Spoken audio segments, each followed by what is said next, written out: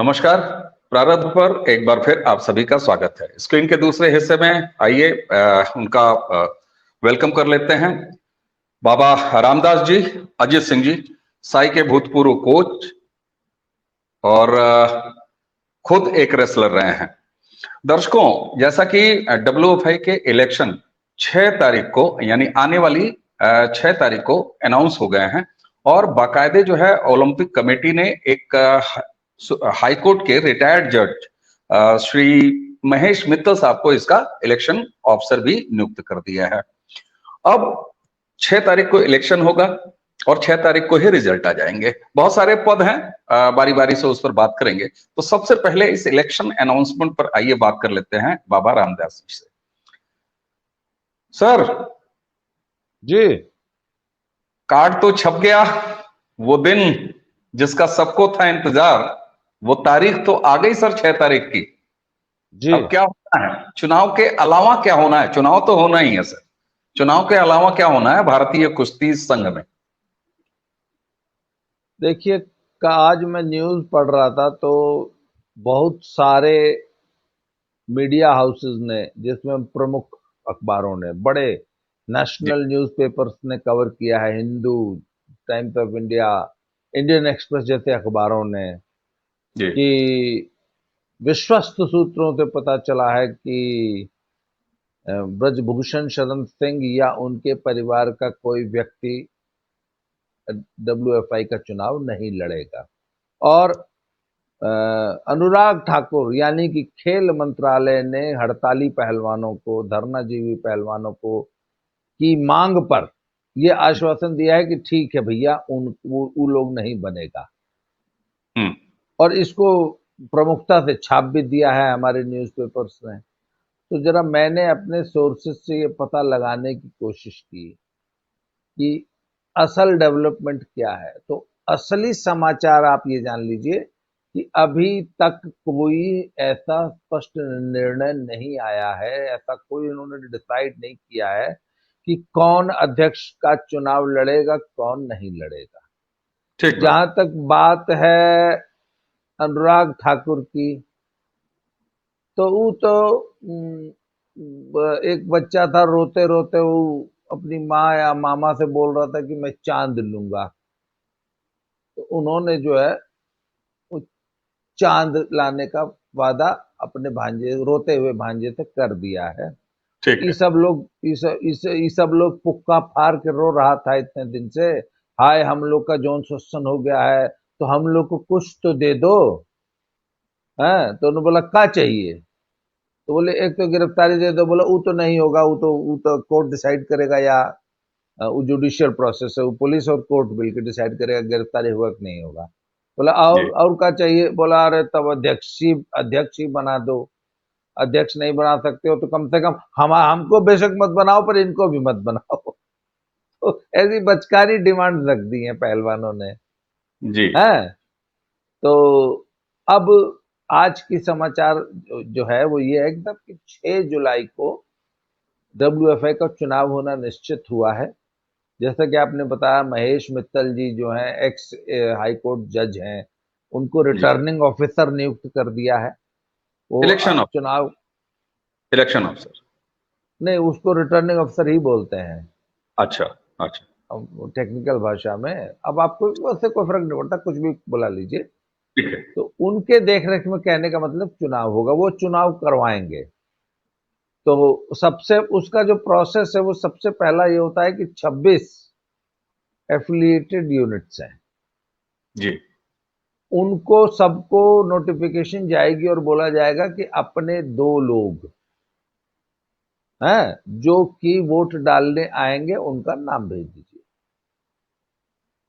वो नाम आ जाएंगे तो वोटर लिस्ट, जिसको वो इलेक्टोरल कॉलेज कहा जाता है, ठीक है। कौन कौन वोट डालेंगे, तो एक तरह से एक वोटर लिस्ट तैयार होगी, ठीक जिसमें है। लगभग 27 अगर बॉडीज हैं, हर बॉडी से 2 वोटर आता है, जी तो 54 के आसपास वोटर हो जाएंगे। ठीक है। उसके बाद जो है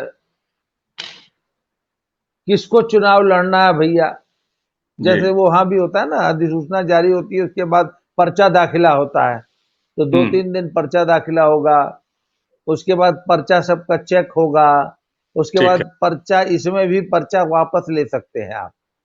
अच्छा। तो जिसको पर्चा वापस लेना है भैया अपना पर्चा वापस ले लो।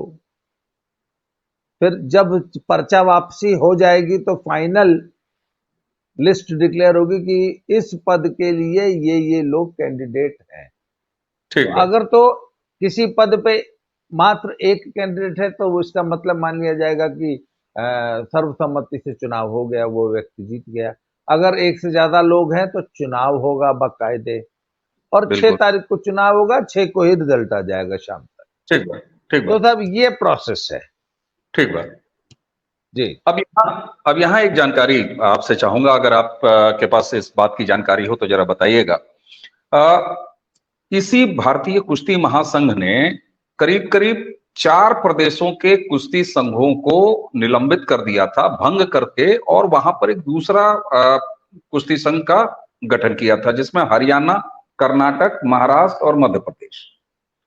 अब इसमें फिर वोटर लिस्ट बनने में कोई दिक्कत तो नहीं आएगी, क्योंकि ये वहां पर जो पुराना कुश्ती संघ था उसको बाकायदे कुश्ती संघ ने, भारतीय कुश्ती फेडरेशन ने, डब्ल्यूएफआई ने उसको भंग कर दिया था।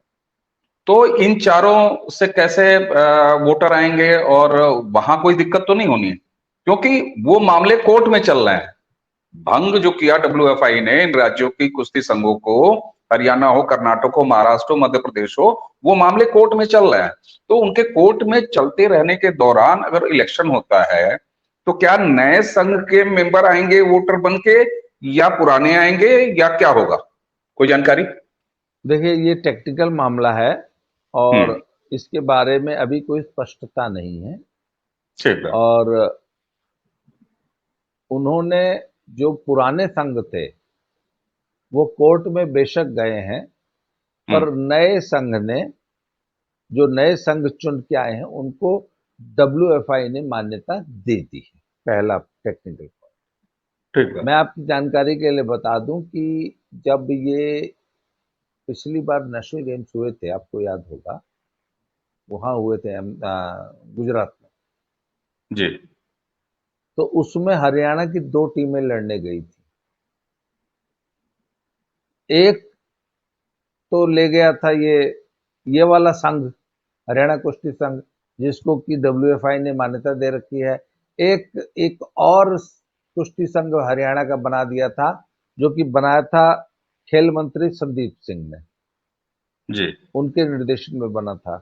परंतु वो बैरंग वापस आ गए थे, और ये वाला संघ जिसको कि डब्ल्यूएफआई की मान्यता है, इनकी टीम ही नेशनल गेम्स में पार्टिसिपेट की। ठीक। तो तब भी ये लोग कोर्ट में गए थे। फिर अब देखिए ना, सेम सिचुएशन है ना। या नेशनल गेम्स में किस संघ की टीम पार्टिसिपेट करेगी?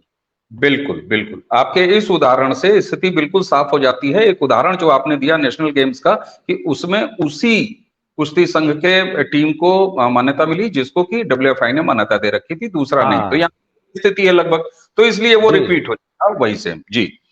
अच्छा सर, एक चीज बताइए। अभी आपने जिक्र किया कि उसका आपने लगभग एक खंडन जैसा भी किया, कि बहुत सारे ऐसे समाचार पत्रों ने, जो भी अभी इलेक्शन अनाउंस होने के बाद आया, उन्होंने बड़े धड़ल्ले से ये छापा है कि साहब, विश्वस्त पारिवारिक सूत्रों के जरिए उनको ज्ञात हुआ है कि सिंह फैमिली, इनके परिवार या इनका कोई नजदीकी इलेक्शन नहीं लड़ेगा। सर, बड़े सामान्य दर्शक के भाव से मैं पूछ रहा हूं, दुनिया का कौन सा ऐसा निजाम है, कौन सा ऐसा कानून है, कौन सा ऐसा नियम है, या कौन सी ऐसी ताकत है जो किसी व्यक्ति को किसी चीज का चुनाव लड़ने से रोक दे, अगर वो अर्हता पूरी करता है? तो ये कहना ऐसे में कि फलाने चुनाव नहीं लड़ेंगे और उनको जो है वो फलाने मंत्री जी ने मना कर दिया है, ये जबरिया की बातें क्यों हो रही हैं सर? और उसको अजीब ये लगता है कि अखबार और मीडिया भी उसको जगह दे दे रहे हैं। देखिए साहब, मीडिया का एक की एक समस्या है।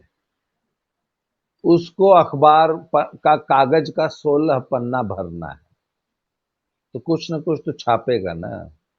ठीक बात। और खबरिया चैनल की एक समस्या है कि उसको 24 घंटे कुछ न कुछ दिखाना है, झूठ साच।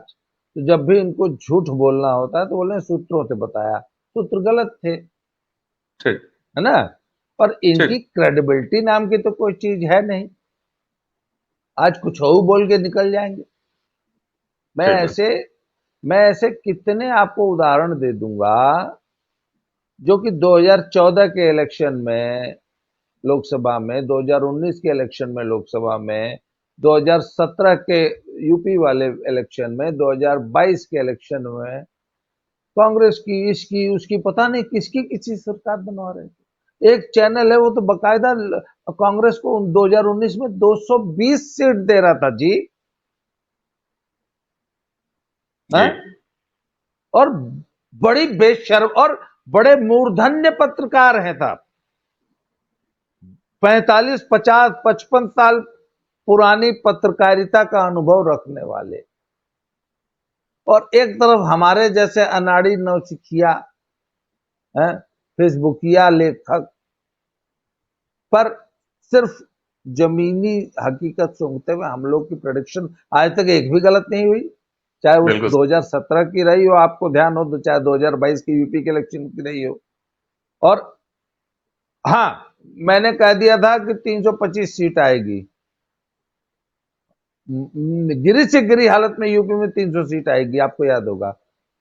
तो जब 250 के आसपास सीट रह गई थी तो बड़ी शर्मिंदगी महसूस हुई। अरे यार, क्या क्या मुंह दिखाएंगे। आपको याद होगा, हम लोग तो लखनऊ में बैठ के सब लाइव जी कार्यक्रम कर रहे थे। जी जी जी। तो जब फाइनल रिजल्ट आ गया और 300 सीट नहीं आई तो मुझे बड़ी शर्मिंदगी महसूस हुई। मुझे 2 दिन तक ये अपराध बोध था कि अरे यार, पब्लिक को क्या मुंह दिखा, हालांकि सरकार बन गई थी, कम से कम एक इज्जत बच गई थी, है। जी। तो भैया हमारी क्रेडिबिलिटी फिर भी है, हमें चिंता रहती है कि कल को इन्हीं दर्शकों को वापस मुंह दिखाना है, तो आज जो बिल्कुल। बोल रहे हैं वो कल खरा उतरना चाहिए। सर, इन मीडिया हाउसेस की कोई क्रेडिबिलिटी नहीं, कि कुछ बिल्कुल। भी झूठ बोलते हैं, अगले दिन बड़ी बेशर्मी से दांत चियार के मुस्कुराते हुए कल की बात को डिस्कस ही नहीं करेगा, तब नए एक नया झूठ परोसने लग जाएगा। हुआ है ना महाराज, ये तो यही हुआ है। इन हाँ। पहलुओं के पूरे मामले को जब से हम लोग फॉलो कर रहे हैं, लगातार हम लोग उस पर चर्चा कर रहे हैं, उसी दौरान हुआ। वो दहिया साहब आए और दिन भर नाच के पैरों में घुंघरू बांध के पूरा टीवी चैनल सेक्टर 16 का नाचता रहा पूरे दिन। और हम्म। शाम होते प्रारब्ध पर और आपके प्लेटफॉर्म दद्दा की खरी खरी पर थाईलैंड से एक प्रत्यक्षदर्शी आके उस पूरी बात पर लपेट दिया, पूरा उसने मिट्टी डाल दिया। उसके बाद जरा उसकी कोई फॉलो अप स्टोरी अगर किसी मीडिया चैनल ने किया हो तो बता दें। हाँ, किसी ने तो नहीं किया। यहाँ तो साफ है सर, देखिए 2 टर्म है। और आपस में हम लोग बात जब भी होती है तो देखिए, एजेंडा खोरी की पत्रकारिता जहां होगी वहां इसी तरह कांग्रेस को 220 या 250 सीटें दी जाती रहेंगी, जमीनी बातों को नकार कर। तो ये एजेंडा खोरी की पत्रकारिता होती है। और मीडिया जो सेक्टर 16 का है, जो उसको घुंघरू बांध के नाचना है, कोई खबर उसको मिल जाए उसको घुंघरू बांध के नाचना है, तो वो टीआरपी की खोरी करते हैं। अच्छा सर, अब वापस आते हैं पहलवानी पर। सर ये बताइए कि फलाने को इलेक्शन नहीं लड़ने देंगे, आप दीजिए, फलाने मंत्री जी उनको मना कर दीजिए, कह दीजिए कमरे से बाहर बैठे इलेक्शन न लड़े, ठीक है। उसके बाद एक बात ये भी आई थी साहब कि सुनिए, किसी महिला को डब्ल्यूएफआई का अध्यक्ष बना दीजिए।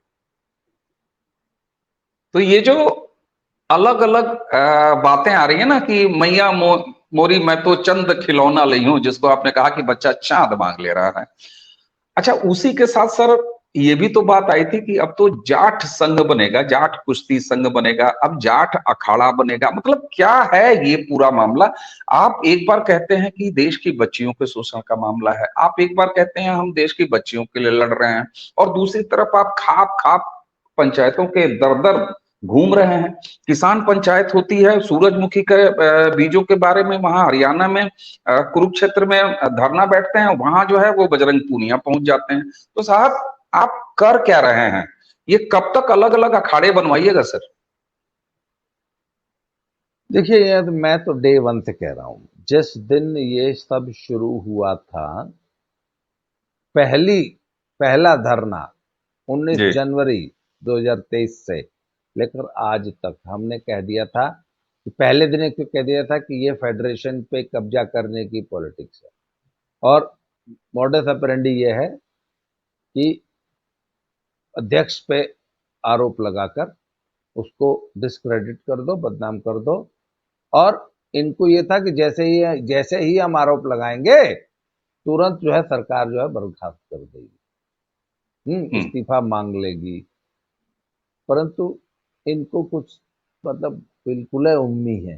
उम्मी मतलब उम्मी शब्द होता है कि जो दूध पीता बच्चे, जो माँ के गर्भ से बच्चा पैदा होता है ना, तो वो उम्मी होता है, उसको जी सांसारिक दीन दुनिया का बोझ नहीं होता हम्म, है। तो ये सब उम्मी है।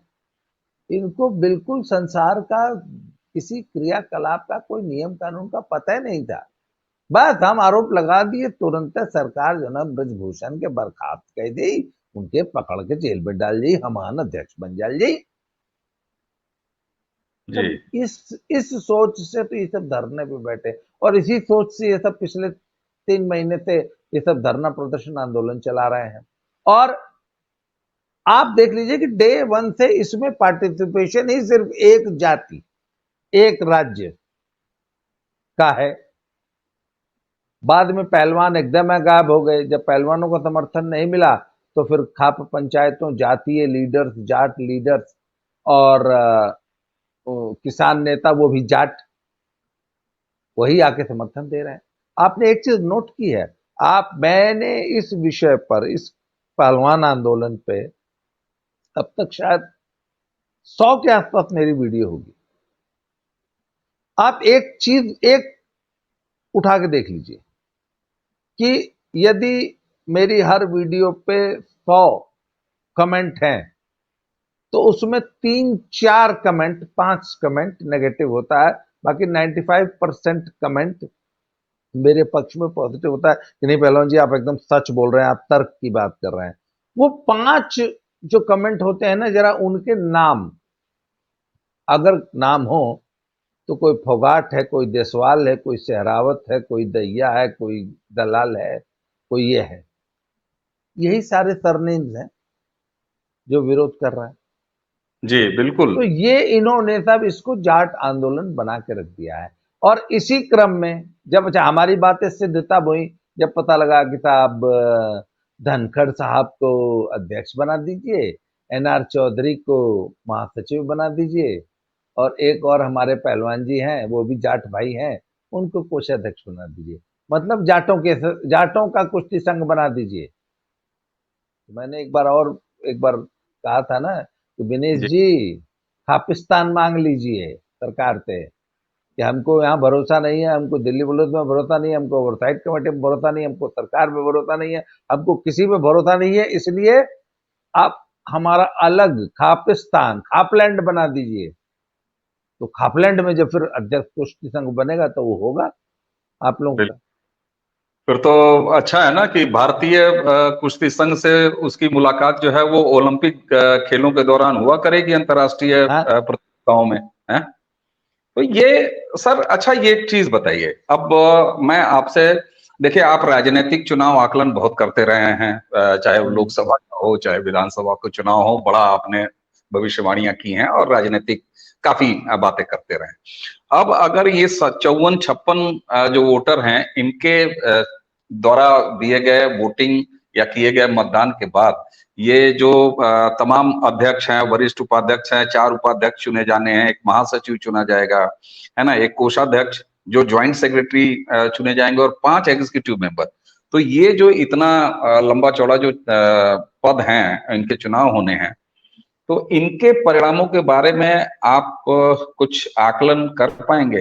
हालांकि अभी तो लड़ने वाले ही डिसाइड नहीं है, सामने नहीं आए हैं, लेकिन आप जरा ये बता दीजिए कि ये पूरा क्या जो जाट एसोसिएशन बनाने की बात चल रही, जो ये प्रस्ताव किया गया कि हमारे फलाने को बना दो, कभी ये प्रस्ताव किया गया कि किसी महिला को बना दो, अब महिला जब कह रही हैं तो फिर अच्छा, महिला जब कहा तो उन्होंने कहा कि किसी पहलवान को बनाओ, सिर्फ महिला नहीं कहा गया। तो तो ये भी साफ साफ दिखाई दे रहा था। और वो नाम आप बताएंगे दरअसल कौन ये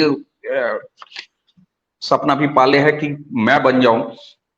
तो सर ये बताइए आप कि जहां तक निवर्तमान जो अध्यक्ष हैं ब्रजभूषण शरण सिंह, उनके 3 टर्म पूरे हो चुके हैं। 3 टर्म के बाद ये नियम है कि वो चौथा चुनाव लड़ ही नहीं सकते, यानी कि ब्रजभूषण शरण सिंह तो चुनाव लड़ ही नहीं सकते राष्ट्रीय कुश्ती हाँ। संघ का। हम्म। अब उनके कोई परिवारीजन, अब उनका परिवारीजन की अगर बात आती है तो उनके जो बेटे हैं वो उत्तर प्रदेश कुश्ती संघ के अध्यक्ष हैं। आपने अभी कहा कि ऐसा कोई सूत्र नहीं है जिसने ये कंफर्म किया हो कि चुनाव नहीं लड़ेंगे।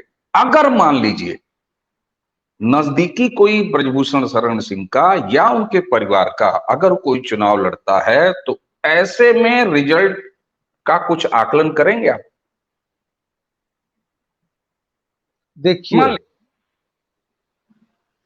फैक्ट ये है, एक बहुत कड़वी सच्चाई है, और इसको ये पहलवान भी जानते हैं। पर ये हम्म, सिर्फ थेथरई की लड़ाई लड़ रहे हैं, ये पहलवान भी जानते हैं कि कुश्ती संघ के सभी 27, 26, 27 जितने भी हैं, जितने भी स्टेट बॉडीज हैं, आपने सभी, सेवन। सब पर ब्रजभूषण शरण सिंह का WFI का नियंत्रण है। और अव्वल तो कोई कॉम्पिटिटर सामने आएगा ही नहीं। आ भी गया तो उसको एक आध दो चार वोट मिल सकता है, दो चार जी। वोट। तो जो भी बनेगा वो वो हमारे संविधान में एक भाषा बोली जाती है ना, राष्ट्रपति की कृपा से और राष्ट्रपति के प्रसाद पर्यंत, है ना, जी जी होता है ना। जी जी। तो उसी तरह ब्रजभूषण सिंह की कृपा से, उनके आदेश से और उनके प्रसाद पर्यंत ही ये नई एग्जीक्यूटिव बॉडी बनेगी। ठीक है। और और अगर भाजपा, अब सुनिए इंटरनल पॉलिटिक्स की बात बता दूं आपको। जी। कुछ लोग कह रहे थे कि वो नेता, वो अनुराग ठाकुर ने वादा कर दिया है पहलवानों से।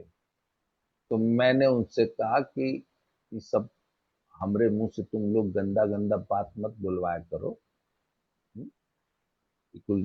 अब हमको ऐसे इंसान बात गाली फुहर फुहर देना अच्छा नहीं लगता है, नहीं तो ठीक उनकी है। दोनों औकात नहीं है, वो उनके बाल बराबर भी नहीं है, हैं, उनकी कोई औकात नहीं है, उनमें इतनी हिम्मत ही नहीं है कि वो नेताजी से कुछ कह दें फोन पे। बीजेपी में सिर्फ 2 आदमी हैं जो नेताजी से रिक्वेस्ट कर सकते हैं, आदेश नहीं। ये मैं बहुत बड़ी बात बोलने जा रहा हूँ, और कुछ लोगों को बहुत बुरी भी लग सकती है, कड़वी बात लग सकती है। ये पूरी पॉलिटिकली। भाजपा में सिर्फ 2 आदमी हैं जो कि हक से बड़े भाई के तौर पे नेताजी को कुछ कह सकते हैं। नाम नहीं लूंगा दोनों का, नहीं तो बाकी अगर कोई फोन करेगा ना तो नेताजी झटक देंगे, बक आज के बाद फोन मत करिए हमके, अच्छा, हड़का के भगा दिए। ये नेताजी नेताजी किसको कह रहे हैं आप? वही ब्रजभूषण ब्रज ब्रजभूषण को? अच्छा वो कुश्ती कुश्ती जगत में ब्रजभूषण शरण जी सिंह जी को नेताजी कहा जाता है, और गोंडा के क्षेत्र में भी उनको नेताजी ही कहा जाता है। अच्छा अच्छा, जैसे तो पहलवान जी हाँ, तो पहलवान उस तरह नेताजी ने। हाँ, ब्रजभूषण शरण सिंह को पूरी भाजपा में सिर्फ 2 आदमी हैं जो रिक्वेस्ट कर सकते हैं, अरे यार देख लीजिए बहुत बवाल मचा है, 6 महीना बने के और की बनाता भाई, 6 महीना में कुछ तो आदमी बिगड़ी। ठीक है। इस प्रकार दांत चियार के ठोड़ी पे हाथ लगा के रिक्वेस्ट किया जा सकता है। अदरवाइज अच्छा, वो अपनी वाली पे आ गए अगर, जी। हाँ, अगर वो अपनी पे आ गए तो फिर वो जौन चाहेंगे वह हुई के उतना मन है। ठीक है। अच्छा, आप जिस तरीके से आपने ये पूरा खाका खींचा कि वो जो चालेंगे वही होगा, तो सर ये बताइए किसी भी खेल संघ, कोई भी खेल हो, चाहे वो क्रिकेट हो चाहे यहाँ कुश्ती है, अब इस तरह का एकाधिकार भी क्या आपको जायज लगता है? इसमें गलत क्या है? नहीं, पूरी तरह तो सही क्या है? देखिए, मैं ये मानता हूं कि लीडर के पास 100% पावर होनी चाहिए और 100% उसका कंट्रोल होना चाहिए, ठीक तभी बात। वो तभी वो है। अब स्टेयरिंग आपके हाथ में है, एक्सीलेटर मेरे हाथ में है, ब्रेक किसी तीसरे के हाथ में है। जैसे वो हम लोग शुरू में जब अखिलेश भैया की जब सरकार बनी थी, तो हम लोग मजाक उड़ाया करते थे कि इनके हाथ में तो स्टेयरिंग भी नहीं है ना। 3 ठेकर चच्चा हुआ, तीनों कवन कवनी और गाड़ी ले जाते कि पता है ना कुछ। हम लोग ये मजाक उड़ाते थे ना। तो सर, जिसके हाथ में स्टेयरिंग है ना, उसी के हाथ में ब्रेक होना चाहिए, उसी के हाथ में एक्सीलेटर होना चाहिए, तभी ठीक है सर। गाड़ी कायदे से चलती है। ठीक है सर। आपको उसको एब्सोल्यूट पावर देनी पड़ेगी यदि किसी संस्था को कायदे से चलाना है। ठीक है सर। तो यहाँ हम लोगों ने पिछले जो भी बातचीत की वहां पर दो तीन चीज बड़ी साफ होती नजर आई। एक तो मीडिया द्वारा ये चलाया जाना कि किसी मंत्री ने रोक दिया है कि ब्रजभूषण शरण सिंह या उनके परिवार का कोई व्यक्ति, वो तो खुद लड़ नहीं सकते, लेकिन उनके परिवार का कोई व्यक्ति या उनका कोई नजदीकी आगामी जो 6 तारीख को चुनाव है वो उसमें हिस्सा नहीं लेगा। ये बिल्कुल बेसलेस बात है। दूसरी बात यह है कि आपने जो बताया कि जो स्थिति है बाकी खेल संघों की जो अलग अलग प्रदेशों के हैं, उस हिसाब से आपको ऐसा लगता है कि अभी भी काफी हद तक प्रभाव रहेगा ब्रजभूषण शरण सिंह का। तीसरी बात जो ये काफी हद तक नहीं, काफी हद तक नहीं, अच्छा, 101% उन्हीं का प्रभाव रहेगा। ठीक बात। अब ये सब कुछ अगर हो गया सर 6 तारीख को और शाम तक रिजल्ट आ गया, तो ये महीनों से चल रहा आंदोलन, इसका तो वही होगा कि जिस लाल के लिए इतना जो है वो तमाशा किया कि नहीं ऐसा हो वैसा हो, और फिर पता चला कि वही हो गया, तो फिर इसका मतलब आंदोलन अनवरत चलता रहेगा क्योंकि विरोध का मामला तो फिर बना रहेगा।